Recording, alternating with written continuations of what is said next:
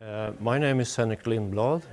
I am Heritage Officer at the Diocese of Lund and also Vice President of the Pre-Rico Committee, that is the new International Scientific Committee on Places of Religion and Ritual. Well, I was very inspired because it makes you think and trying to remember the most important moments you had when you visited a religious heritage.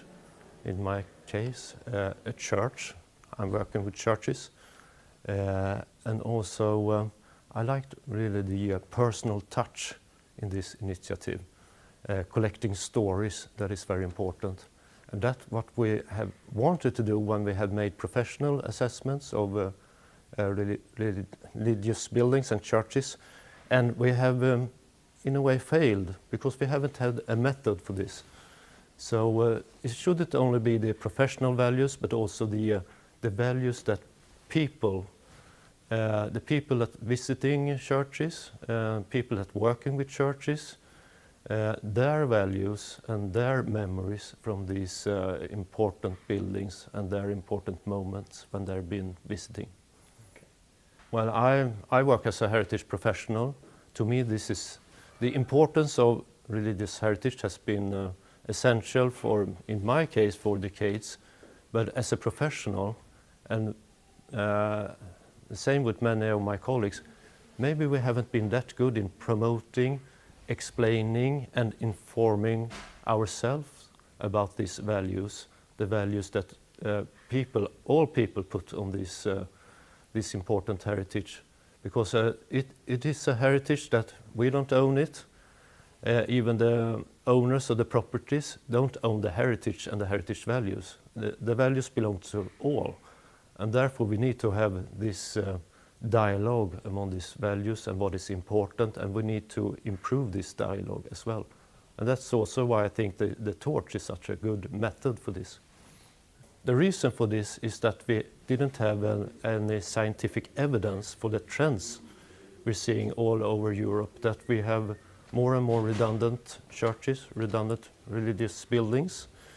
And what is the consequences of this? We can read about this in the newspapers, in sometimes also desperate calls from the parishes. But what is happening and why, and what instruments are there to protect these buildings? What will happen in the future? What consequences will the general societal trends be for this heritage? So what we did is to collect data from 11 countries with how many buildings do they have, what is the dominant religion, what is the what does the heritage legislation look at, are these protected or not, what is the economy, are there any state subsidies for taking care and maintain these buildings?